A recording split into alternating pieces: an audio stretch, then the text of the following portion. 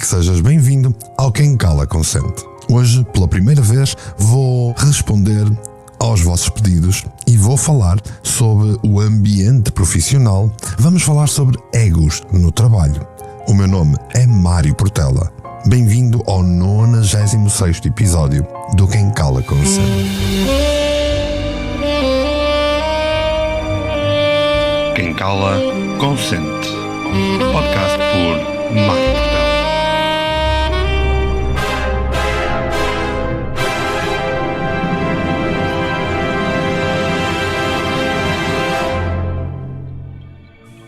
És o teu maior crítico? Queres descomplicar a tua mente? Descobre como no novo livro que eu acabei de lançar, Não Te Preocupes, o guia para tu pensar naquilo que interessa. Aprende a cortar o ciclo do excesso de pensamentos e a viver uma vida mais leve, mais positiva, mais consciente. Procura hoje nas lojas da Amazon Não Te Preocupes, o guia para pensar no que interessa.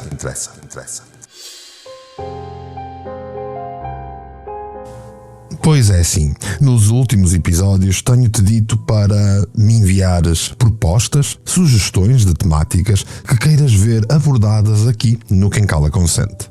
A ideia é vermos à luz da psicologia, da programação neurolinguística e de uma série de outras vertentes o nosso corpo físico, mental e energético em cada área da nossa vida. No fundo, adaptar o nosso plano para vivermos em pleno a cada necessidade de temáticas que ainda possam não ter sido abordadas aqui no teu podcast favorito. Recentemente recebi algumas propostas, eu diria até queixas, sobre a dificuldade de relacionamento e o ambiente tóxico que cada vez mais prolifera nas empresas, no ambiente do trabalho. Decidi para hoje trazer-te os egos do trabalho. Os egos inchados e inflamados no ambiente do trabalho são um dos maiores obstáculos ao nosso sucesso, à nossa harmonia e à nossa produtividade, mas também para a própria organização. A produtividade, a harmonia do ambiente fica em causa exatamente por causa disto. Quando permitimos que o nosso sentido de self, o nosso sentido de eu, se torne desproporcionado e comece a dirigir as nossas interações, entramos num território psicológico perigoso que pode ter ramificações de longo alcance, não apenas para nós mesmos, mas para todos à nossa volta. No cerne de um local de trabalho, na tua profissão, na empresa onde estás, o domínio do ego cria uma míriade de comportamentos tóxicos, politiquices mesquinhas, competição impiedosa, arrogância descarada e inseguranças profundamente enraizadas que estão mascaradas de bravado, que são mascaradas de coragem. Estas dinâmicas criam uma cultura de desconfiança, de ressentimento e medo que sufoca a inovação, a colaboração e, em última análise, o sucesso pessoal e, acima de tudo, o sucesso da empresa. Quando os egos correm desenfreados, a energia que deveria ser canalizada para o trabalho produtivo é, em vez disso, desperdiçada em jogos de poder fúteis. As pessoas tornam-se mais preocupadas em proteger a sua própria imagem, a sua própria posição, o seu status quo, do que em estar de facto a trabalhar para o bem maior da equipa ou da organização. Afinal de contas, é esta equipa ou organização que lhes paga. As decisões são tomadas não com base no mérito, mas em quem pode gritar mais alto ou manipular mais habilmente os outros. A comunicação quebra-se à medida que os indivíduos se tornam defensivos, territorialistas e relutantes em partilhar informações e ideias que possam ser produtivas para a comunidade do trabalho, a comunidade profissional, o grupo de trabalho. Além do custo óbvio na produtividade, um ambiente de trabalho carregado de egos tem um enorme impacto no bem-estar psicológico de cada funcionário. Trabalhar ao lado de colegas arrogantes e competitivos pode ser profundamente desmoralizante e estressante.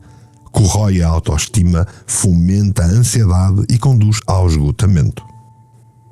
Num estudo recente publicado no Journal of Applied Psychology, os investigadores descobriram que os funcionários que trabalharam com líderes narcisistas relataram níveis significativamente mais elevados de exaustão emocional, menor satisfação no trabalho e uma maior intenção de rotatividade ou até de abandonar o trabalho de vez. Mas talvez o efeito mais insidioso de um local de trabalho dominado pelo ego seja o seu impacto na nossa própria cultura da organização. Quantas vezes ouvimos dizer coisas como "é uma empresa à tuga", quando os comportamentos alimentados pelo ego são recompensados ou ignorados, enviam um sinal poderoso sobre o que é realmente valorizado em cada empresa. Incentivam-se os outros a adotarem as mesmas táticas que são tóxicas para conseguirem avançar. E assim, há uma espécie de contágio de toxicidade nas empresas de dia para dia. Em última análise, superar uma cultura alimentada pelo ego requer um compromisso consistente e de longo prazo, que tem, obviamente, de iniciar nos departamentos de chefia. Exige uma vigilância constante, uma comunicação honesta e uma disposição de todas as partes para se responsabilizarem pelo seu próprio comportamento, em prol da produtividade, em prol de um ambiente funcional.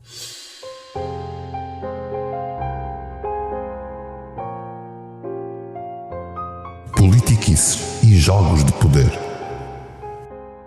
No ambiente de trabalho, as politiquices e os jogos de poder surgem quando os indivíduos colocam os seus próprios interesses e agendas acima dos objetivos coletivos da equipa ou da organização em si. Estas táticas manipuladoras brotam de motivos psicológicos profundamente enraizados, tanto na nossa cultura como no tipo de ensino que infelizmente a nossa cultura lhes proporciona, como a necessidade de controlo, a insegurança constante e os traços narcisistas que habitualmente elevam um funcionário acima dos outros. Um exemplo clássico de politiquice num escritório é a formação de alianças estratégicas, ou seja, indivíduos movidos pelo ego que vão procurar aliados não com base em valores ou objetivos partilhados, mas sim na percepção de que essas conexões irão aumentar no seu próprio poder e influência dentro da empresa. Estas alianças são frequentemente usadas para excluir ou minar os outros, criando uma espécie de silo e fomentando um ambiente de nós contra eles. Outro jogo de poder comum dentro de uma empresa é a retenção estratégica de informações. Aqueles que procuram ganhar vantagem podem propositadamente deixar os colegas desinformados ou fora de reuniões ou e-mails importantes. Esta tática não só lhes dá uma sensação de superioridade, como também enfraquece a capacidade dos outros de contribuir ou tomar decisões informadas. Infelizmente, as secções de chefia dificilmente entendem que se há este género de controlo de informação, a empresa está em causa. E depois, claro, os rumores e a fofoca são também armas favoritas no arsenal dos políticos de escritório. Ao espalharem informações, muitas vezes imprecisas ou então francamente falsas, sobre os outros, sobre a empresa, sobre a chefia, procuram manchar reputações e semear discórdia. É uma maneira covarde, mas eficaz de minar potenciais rivais ou desviar a atenção das próprias deficiências que possuem. Por trás de todos estes comportamentos, impulsionados pelo ego, está uma necessidade psicológica profunda de controlo. Aqueles que se envolvem em politiquices muitas vezes sentem que têm pouco controlo sobre os outros, sobre os aspectos das vidas dos outros. Então tentam compensar, manipulando o ambiente de trabalho. É uma maneira de se sentirem poderosos num mundo que os faz sentir impotentes. E claro, não podemos esquecer o narcisismo em si. Uma sensação de grandiosidade, de autoimportância, é um grande fator motivador destes problemas. Os narcisistas veem o local de trabalho como um palco para se exibirem e obterem a adulação que tanto anseiam. Manipular os outros é simplesmente um meio para esse fim. Uma maneira de manter o foco firmemente direcionado para eles. Portanto, como podemos navegar neste campo minado de politiquices, preservando a nossa integridade? A ti que me estás a ouvir desse lado, se vives este género de situação no teu local de trabalho, A chave é manter-te o mais neutro possível. Evita envolver-te em fofocas ou tomar partido em disputas. Se te encontrares preso no meio de uma situação de politiquice, documenta as tuas interações de forma factual, caso necessites de recorrer a elas mais tarde. Acima de tudo, mantenha o foco no trabalho em si. Não deixes que as agendas egoístas dos outros te distraiam da tarefa em questão. Dificilmente deves ir atrás daquilo que os outros dizem que é verdade. Ao consistentemente produzires trabalho de alta qualidade e tratares todos com respeito, irás provar o teu valor de formas que nenhuma quantidade de manobras de politiquice podem igualar. Claro, mesmo os melhores esforços nem sempre impedirão de seres o atingido por estes jogos de poder. Quanto mais tu subires numa organização, quanto mais respeito receberes numa organização, mais provável é que sejas puxado para uma refrega de política. A chave é permaneceres consciente das dinâmicas do jogo e tomar decisões intencionais sobre quando e como te deves envolver. Em alguns casos, uma certa quantidade de manobra política pode também ser necessária da tua parte para conseguires que as coisas sejam feitas ou para protegeres a tua equipa ou o teu trabalho. O truque é envolver-te nestas táticas de forma que permaneças alinhado com os teus valores, a tua ética. Usa a tua influência para elevar os outros e avançar para metas dignas, não apenas para a autopromoção.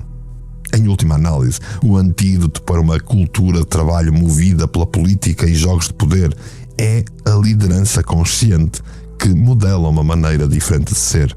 Ao baseares consistentemente as tuas ações em princípios de integridade, transparência e colaboração genuína, podes ajudar a deslocar as normas organizacionais ao longo do tempo. Por isso, não te envolvas, fica neutro, ou pelo menos documenta tudo, de forma a que não sejas o próximo a ser visado pela politiquice.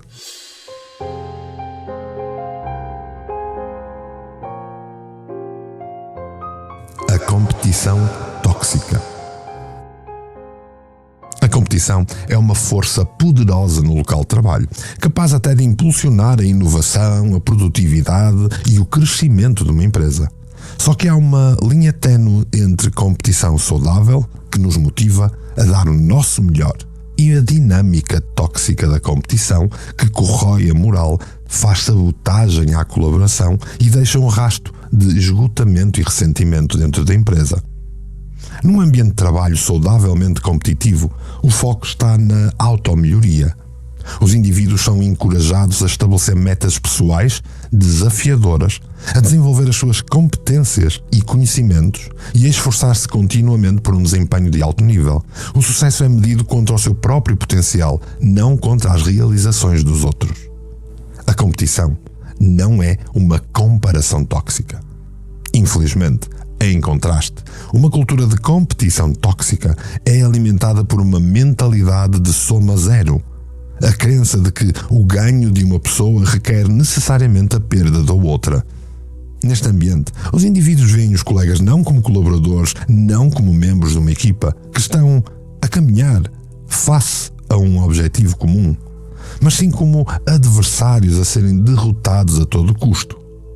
Quantas empresas não têm o melhor funcionário do mês? Quantas empresas não estimulam este género de competição tóxica, que normalmente só vai despoletar inseguranças, só vai despoletar problemas nas pessoas, afetar a sua felicidade no trabalho e, inerentemente, destruir a empresa por dentro. Este tipo de mentalidade manifesta-se numa série de comportamentos que são corrosivos. A sabotagem torna-se comum, indivíduos retêm deliberadamente informações, minam os esforços dos outros ou mesmo reclamam crédito pelo trabalho daquilo que não foi feito por eles. A fofoca maliciosa, a intriga vai prosperar, já que estas pessoas procuram obter vantagem atacando a reputação dos outros, atacando o que estiver ao alcance deles. Talvez o sintoma mais pernicioso de uma cultura de competição tóxica seja a glorificação do excesso de trabalho. O equilíbrio pessoal-profissional fica sacrificado no altar do avanço da carreira. E assim, aqueles que trabalham mais horas dormem menos, mas são celebrados como heróis. Assim, aqueles que trabalham mais horas, mas não têm tempo para a família, são celebrados como grandes trabalhadores. Isto cria uma queda para o poço, que rapidamente vai conduzir ao esgotamento, à redução da produtividade e ao aumento da rotatividade. Por detrás destas dinâmicas disfuncionais estão frequentemente profundas inseguranças psicológicas. Para muitos, a necessidade compulsiva de vencer a todo custo é enraizada numa frágil autoestima. Eles definem o seu valor inteiramente com base no seu desempenho relativamente aos outros, tornando até mesmo pequenos contratempos em fracassos insuportavelmente ameaçadores. O perfeccionismo é um fator que vai contribuir para esta toxicidade de competição. Aqueles com tendências perfeccionistas muitas vezes colocam a sua pressão irrealista sobre si mesmos para serem os melhores e sobre os outros por se tentarem sobrepor. Não importa o custo pessoal, não importa o custo adicional. Eles tornam-se obcecados em ultrapassar os outros, vendo qualquer coisa menos que o primeiro lugar como um fracasso total. Como o Sean Anker eloquentemente afirma no seu workshop sobre trabalho funcional, a competição no local de trabalho é saudável até ao ponto em que motiva as pessoas a darem o seu melhor. Torna-se tóxica quando o objetivo muda de melhorar o desempenho para derrotar o colega, derrotar a equipa. Se tu que estás desse lado a ouvir o Quem Cala Consente és um líder ou um membro de equipa, há etapas concretas que podes tomar para nutrir um espírito de competição mais saudável. Começa por mudar intencionalmente o foco de comparação externa para a automelhoria. Estabelece metas pessoais significativas e celebra o progresso ao longo do caminho. Celebra o teu progresso, o progresso de uma equipa inteira. Quando encontrares contratempos ou reveses, trata-os como uma oportunidade de aprendizagem e crescimento, não como um indício de fracasso ou fraqueza. Da mesma forma, é importante fazer um esforço consciente para celebrar os sucessos dos teus colegas ou dos teus funcionários. Reconhece as suas realizações, expressa apreço pelos seus esforços e alegra-te genuinamente com essas vitórias. Ao adotares esta mentalidade de abundância, sairás da mente de pobre que normalmente destrói as empresas em Portugal. A crença de que há oportunidade e reconhecimento suficiente para todos vai alterar o tom da competição para uma colaboração. Se fores um líder, é fundamental modelares os comportamentos que tu desejas ver a acontecer à tua volta. Demonstra uma ética de trabalho forte, mas também dá prioridade ao autocuidado e ao equilíbrio. E permite que os outros façam exatamente o mesmo. Celebra não só as realizações individuais, mas também os sucessos de toda a equipa. E deves estar vigilante contra politiquices ou práticas que, mesmo involuntariamente, possam fomentar uma competição tóxica que vai certamente afetar a produtividade. No fim de contas, a chave para navegares na dinâmica competitiva de um local de trabalho é lembrar-te de que a nossa humanidade é comum. Quando vemos os nossos colegas não como adversários a serem derrotados, mas como companheiros numa viagem, uma viagem profissional, com aspirações e medos semelhantes, abre-se uma porta para uma nova forma de interação mais compassiva, mais gratificante, mas igualmente mais lucrativa. E é neste espírito de ligação humana genuína que o verdadeiro potencial, tanto individual como organizacional, é finalmente libertado.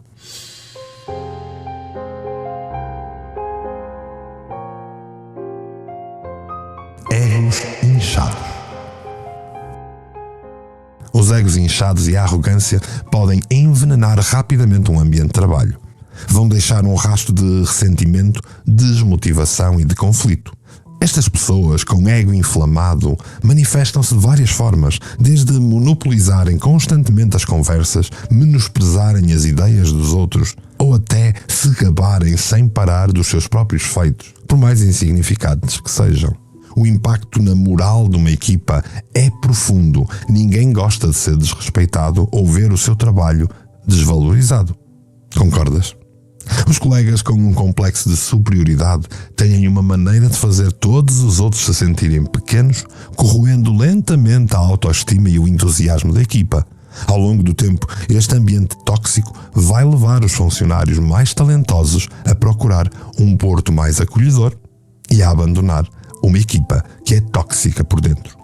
É que os egos descontrolados podem até fazer mais do que isto, podem ferir sentimentos, podem prejudicar gravemente a tomada de decisões de cada pessoa que ali está. Eles possuem uma necessidade patológica de estarem sempre certos, e isso vai impedir a verdadeira colaboração. Em vez de trabalharem em conjunto para gerar soluções, estes narcisistas de ego inchado tratam cada interação como uma competição a ser vencida, e para isso intimidam aqueles que discordam, apropriam-se das ideias dos outros e minam ativamente os esforços de quem está a trabalhar ao lado. Como resultado, o potencial do grupo permanece tristemente inexplorado. Mas atenção, nem todo o egoísta é um narcisista puro. Alguns simplesmente internalizaram a mensagem de que a autoconfiança extrema é a chave para o sucesso. Então eles vão confundir arrogância com liderança carismática. Vão, sem perceber, efetivar uma prepotência que vai acabar por alienar todos ao seu redor. Independentemente da causa raiz, lidar com colegas que sejam arrogantes, narcisistas ou que façam este género de comportamentos requer uma combinação de compaixão e limites claros. Em primeiro lugar, é importante não alimentar inadvertidamente o sentimento de superioridade desta pessoa, deste colega tóxico. Deves resistir à tentação de responder na mesma moeda ou de dar elogios bajuladores. Em vez disso, deves manter interações neutras e que são focadas na tarefa em questão. Sempre que o narcisista fizer afirmações grandiosas, usa perguntas socráticas para trazer a conversa de volta à realidade. Pergunta sobre detalhes específicos, precedentes ou provas para sustentar as reivindicações que estão a dar-te. Esta abordagem não só desafia delicadamente as ilusões do narcisista, como também vai modelar um discurso racional que é necessário num ambiente profissional. Claro que até mesmo o questionamento mais diplomático às vezes vai despertar a ira de um ego ferido. É aqui que a definição de limites se torna crucial. Tens de deixar claro a essa pessoa, a esse teu colega ou a esse teu funcionário, e tens que o fazer de uma forma calma e firme, que o comportamento abusivo e desrespeitoso não deve ser tolerado. Se é necessário envolver líderes ou recursos humanos para mediar os conflitos, recorre a eles, porque é para isso que foram criados. É para isso que existem. Ao mesmo tempo, deves tentar ter empatia pela fragilidade subjacente que impulsiona a arrogância do outro. Isso não significa desculpá-lo, como é óbvio, mas sim reconhecer a dor por detrás de tudo o que fazem.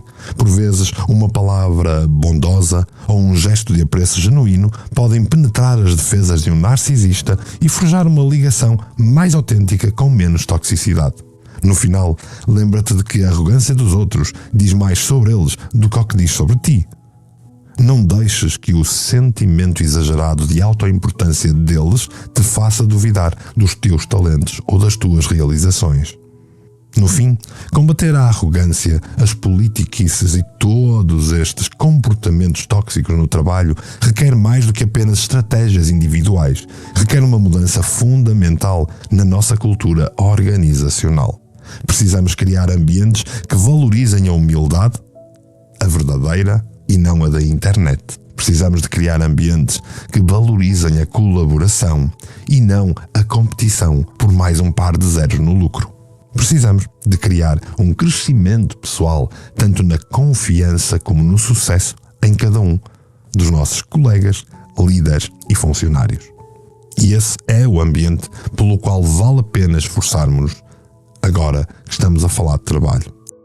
E com este episódio espero ter trazido algumas dicas para que se cultive um ego saudável no local de trabalho, porque é essencial para o nosso bem-estar, para o nosso sucesso a longo prazo e para o nosso crescimento pessoal. Afinal de contas, passamos mais tempo no trabalho do que em qualquer outro lado na vida. Então, e como podemos cultivar este tipo de ego equilibrado no trabalho? Uma prática-chave é a autorreflexão regular. Reserva alguns minutos todos os dias para olhar para dentro e verificar as tuas motivações e reações. Faz perguntas a ti mesmo como: estou a agir a partir da minha integridade, a seguir os meus valores e a minha ética? Estou a fazer o meu melhor ou simplesmente estou a tentar impressionar alguém? E nunca te esqueças, quando vais para um ambiente de trabalho, é isso que ele deve ser, o teu ambiente de trabalho. Não vais para lá para fazer amigos nem conversar sobre a novela. Mais cedo ou mais tarde, isso vai trazer problemas. É um ambiente de trabalho. Não é para discutir filosofias ou diferenças ideológicas. É um ambiente de trabalho.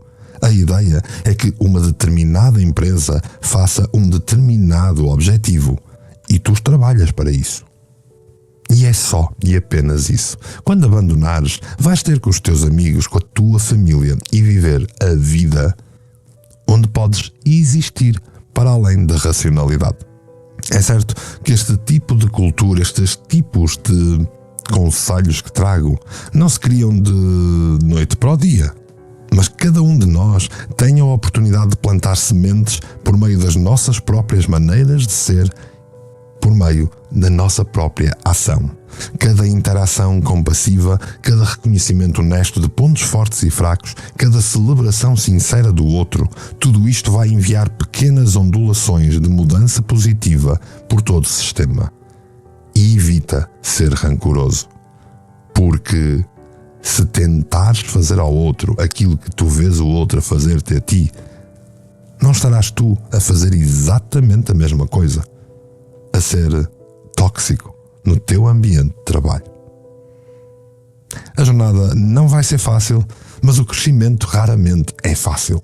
Vai haver recaídas, contratempos, dias em que a velha armadura vai sentir-se mais segura do que a corajosa vulnerabilidade. E é para isso que aqui no Quem Cala Consente eu te vou trazendo cada vez mais temáticas, e agora estas que são pedidas por ti e adaptadas àquilo que mais queres ver abordado no teu podcast favorito. Por isso, se tiveres mais ideias, envia-me sugestões, envia-me opiniões e, claro, dá-me o teu feedback. E se ouviste este episódio hoje até ao fim e me tens acompanhado em toda esta jornada, pois eu só tenho é que te agradecer profundamente, assim, polvilhado com um sorriso. Já de seguida, espero que tenhas alguns minutos para poder partilhar este episódio com toda a gente, para colocares nas tuas redes sociais, para depois mandares um comentário ou, se preferires mais privadamente, enviar-me uma mensagem, dizer-me de ti, diz-me o que achas, fala comigo. Afinal de contas, quem cala, consente.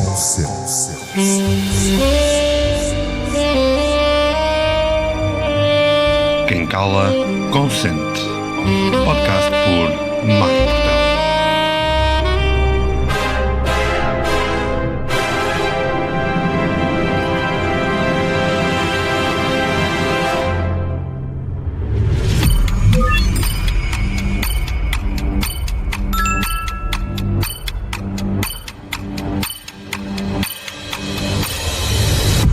Canal Portugal Místico. Foi feito para ti.